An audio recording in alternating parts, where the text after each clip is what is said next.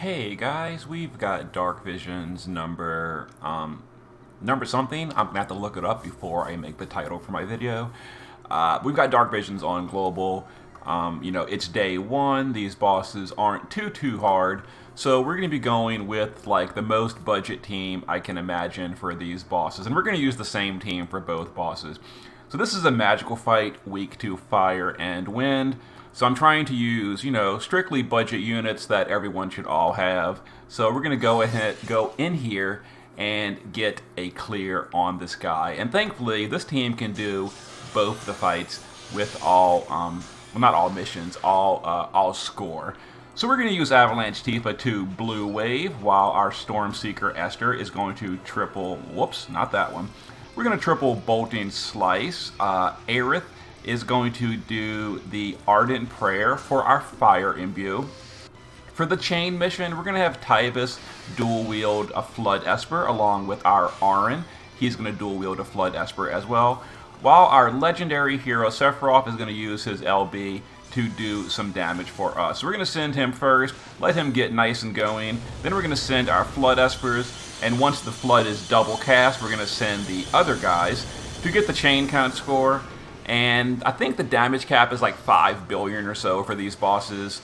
We did 7.8. Technically, it's a magical fight, but like I said, we're going to use in a super budget team like I'm using with all very cheap units.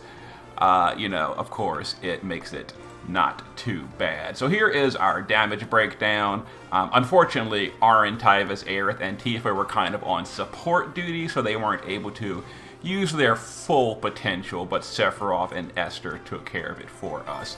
And there is, and I keep wanting to say all mission. It's not all mission. It's all parameter or all score clear. And like I mentioned, we can pop over to the other fight and use the same budget team to get an all score clear in.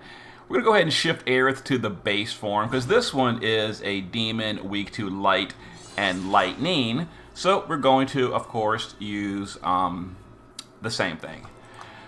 So, like before, we're going to just reload here and do pretty much the same thing. The only difference is this time Aerith would do the LB for the light imbue. So we're going to have Sephiroth get his extremely slow LB going. Then we're going to start our Flutters. Then we're going to send the other support chainers. We do need to do the 100 count chain score mission, and that handles that one. Now this one is a physical fight, so we are kind of hamstrung by the fact that some of our units are hitting that upper damage cap. We did 44 billion.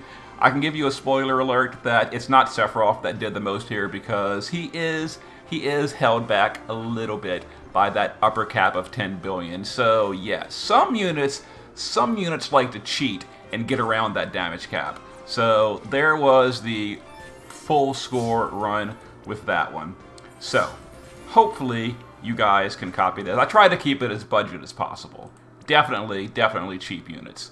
So here's what we use. So we use Tifa, that just used Blue Wave. We needed someone to chain, and Tifa is obviously the best person to do that because Blue Wave is a water element skill, and Tifa is aligned to water. So if you don't have Tifa, this strategy probably won't work for you, but I think everyone has Tifa at this point.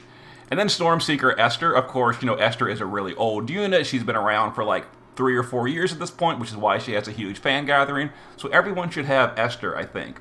I do think everyone has Esther at this point, so she's definitely budget qualifies. So here's the gear we used for her. Because we didn't want to change gear around, we geared for Demon and Undead in the same build. So 300 Demon, 300 Undead. Now, Cetra Descendant Aerith, of course, was free, so everyone obviously has her as well. She doesn't really need gear. She's just here for the Holy Amplify and Imbue and the Fire Amplify and Imbue. And that's really all she does. She also buffs stats, to be technical about it. Now, Tyvis is here because we needed someone to chain Flood, and Tyvis is in the Season 4 story currently, so of course everyone has Tyvis as well. Now, he's just dual wielding on a Flood Esper, so he can get that chain cap in. Now, Auron might be the only, odd man out here. He doesn't have any specific synergy with this party, But it is Auron. He is a legendary Guardian, and because he is legendary along with legendary hero Sephiroth, they're definitely more powerful when they're in the team together because you get that legendary synergy. So you really want to bring them both in the same team. Now he is dual wielding on a Flood Esper as well.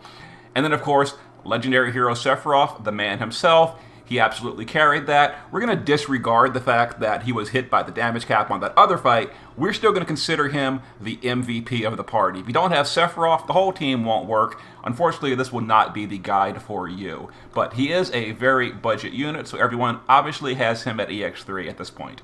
Now, of course, here is his gear, and just like Esther, we didn't really want to play around with swapping gear around, so we just kept him with Demon and Undead Killer. Unfortunately, he is not really favored for demons, so he's only got 250, but he's maxed on everything else. So there was the... I'm going to say it anyway. That's the all mission clear for Day 1 Dark Visions. Hopefully it has been helpful. I realized Day 1 is very, very challenging, so I wanted to make the most budget guide possible. There it is. I will see you guys again for Day 2 tomorrow.